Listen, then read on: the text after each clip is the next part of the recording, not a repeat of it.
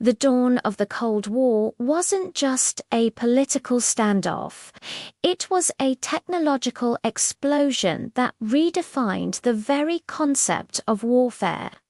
In the skies, the gentle hum of propeller planes was replaced by the deafening roar of a new beast, the jet engine. This wasn't just a step forward. It was a quantum leap into a new dimension of speed, power, and lethality.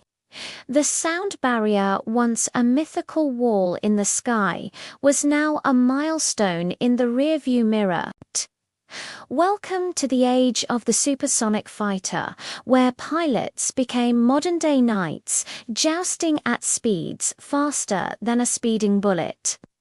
Let's rewind to the opening act of this aerial drama.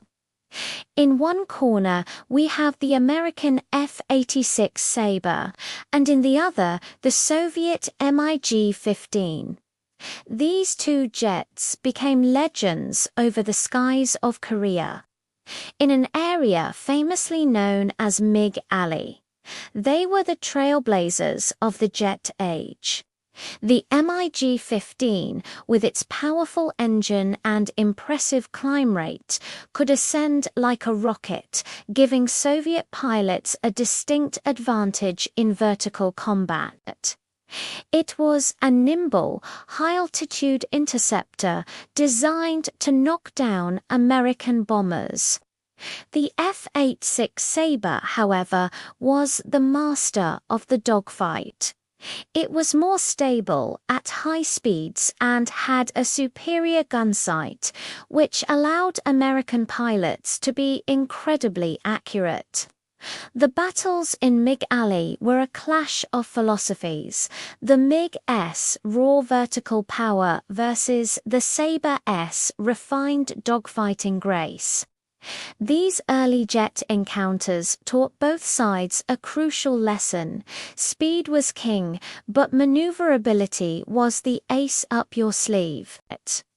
This was just the beginning, a prelude to an even faster, deadlier generation of aircraft. As the Cold War intensified, so did the race for air superiority. The next generation of fighters didn't just flirt with the speed of sound. They shattered it with ease. Enter the Century Series fighters from the United States, a legendary family of jets that pushed the envelope of what was possible. The first of this incredible lineup was the North American F-100 Super Sabre. It holds the distinction of being the first USAF fighter capable of sustained supersonic speed in level flight. The Super Sabre was a true workhorse, serving not only as a fighter, but also as a capable fighter-bomber. Flying, it was a thrill, but a dangerous one. Pilots had to master its unique and sometimes unforgiving handling characteristics, especially during landing. It was a powerful, beautiful machine that demanded respect from anyone who sat in its cockpit. But the Americans weren't the only ones breaking records. The Soviet Union responded with an icon of its own, a fighter that would become the most produced supersonic jet in history, the Mikoyan-Gurevich MiG-21, codenamed Fishbed by NATO. The MiG-21 was the epitome of Soviet design philosophy, simple, rugged, and brutally effective. It was a small, lightweight delta-winged interceptor designed for one thing: to get to altitude as fast as possible, fire its missiles at incoming bombers, and get out. Its delta wing gave it incredible performance at high altitudes and supersonic speeds, though it could be a handful in a low-speed turning fight. For pilots, transitioning to the MiG-21 was like strapping themselves to a rocket. Its acceleration was breathtaking. The MiG-21 became the face of Soviet air power, supplied to air forces all around the globe and facing off against Western fighters in numerous conflicts for decades. It was a testament to the idea that sometimes simplicity is the ultimate sophistication, with interceptors like the MiG-21 screaming through the stratosphere. The United States needed a jet that could do it all: intercept enemy fighters, escort bombers, attack ground targets, and perform reconnaissance.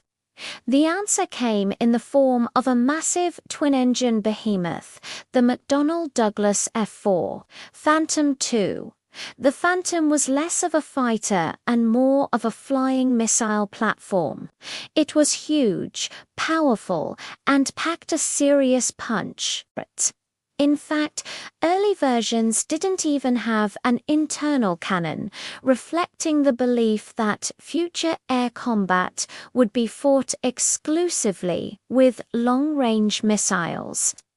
The F-4 could carry a staggering payload of bombs and missiles, earning it nicknames like the world's leading distributor of MiG parts. It broke numerous speed and altitude records, a true titan of the skies. However, the skies over Vietnam would teach a harsh lesson. The F-4 Phantoms, designed for high-speed, beyond visual range combat, found themselves locked in close-quarters dogfights with smaller, more nimble North Vietnamese MiGs. Like the MiG-17 and MiG-21, the lack of a gun on early Phantoms was a critical flaw. A missile is useless when the enemy is right on your tail. Pilots had to relearn the art of the dogfight, developing new tactics to leverage the Phantom's immense power and energy retention against the MiG's superior turning ability. This experience was a wake-up call. It proved that despite all the advanced technology, the skill of the pilot and the fundamentals of air combat maneuvering were still paramount. The lessons learned in the skies over Vietnam directly led to the development of a new generation of American fighters focused on agility, like the F-15 Eagle and F-16 Fighting Falcon, and the creation of world-renowned pilot training programs like Top Gun. While the US was developing multi-role giants, the Soviets continued to perfect their high-speed interceptor concept. This led to the creation of one of the most feared aircraft of the Cold War, the MiG-25 Foxbat. When this aircraft was first detected by Western intelligence, it caused a panic. Its estimated performance specifications were off the charts, top speed approaching Mach 3 and a service ceiling that seemed to touch the edge of space. It was believed to be a super-maneuverable fighter that outclassed anything in the West. The reality, revealed when a Soviet pilot defected with his MiG-25 in 1976, was a bit different. The Foxbat wasn't a dogfighter. It was a pure interceptor, built with stainless steel to withstand the immense heat of high-Mach flight. Its powerful radars and long-range missiles were designed to hunt down and destroy high-altitude, high-speed targets like the planned B-70 Valkyrie bomber and the SR-71 Blackbird spy plane. It was an engineering marvel, a brute force solution to a specific problem, and a chilling symbol of Soviet technological prowess. The race for speed and altitude was a double-edged sword. As these jets pushed past Mach 2, they entered a realm where the laws of physics became a formidable adversary. At these velocities, the airframe heats up dramatically due to friction, threatening to weaken the metal. The controls become incredibly sensitive, and a small input can lead to a catastrophic departure from controlled flight. Pilots were no longer just flying. They were managing complex systems, monitoring engine performance, fuel consumption, and weapon systems, all while traveling faster than a rifle bullet. The cockpit transformed from a simple set of gauges into a complex information hub. The mental and physical strain was immense. These pilots were a new breed of aviator, part warrior, part test pilot, constantly operating at the very edge of the human and technological envelope. The Cold War fighter was a testament to human ingenuity, but also a stark reminder that with great power comes great complexity and great risk. The legacy of these incredible machines is all around us. The technologies developed for them, fly-by-wire controls, advanced composite materials, heads-up displays, and powerful jet engines are now standard not just in modern military aircraft, but also in the commercial airliners we fly in today. The lessons learned in the brutal calculus of air combat shaped military doctrine for decades. But more than that, these Jetster Super Sabre, the Phantom, the MiG-21, the Fox Batar symbols of a unique period in history.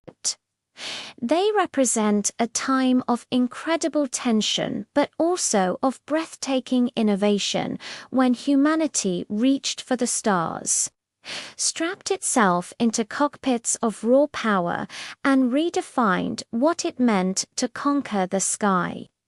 They are legends, forged in the crucible of the Cold War, and their roar still echoes in the annals of aviation history. Thank you so much for joining me on this supersonic journey through the Cold War skies. If you enjoyed this look back at these legendary fighters, please hit that like button and consider subscribing for more deep dives into the history of incredible machines. Let me know in the comments which Cold War jet is your favorite. Fly safe, and I'll see you in the next one.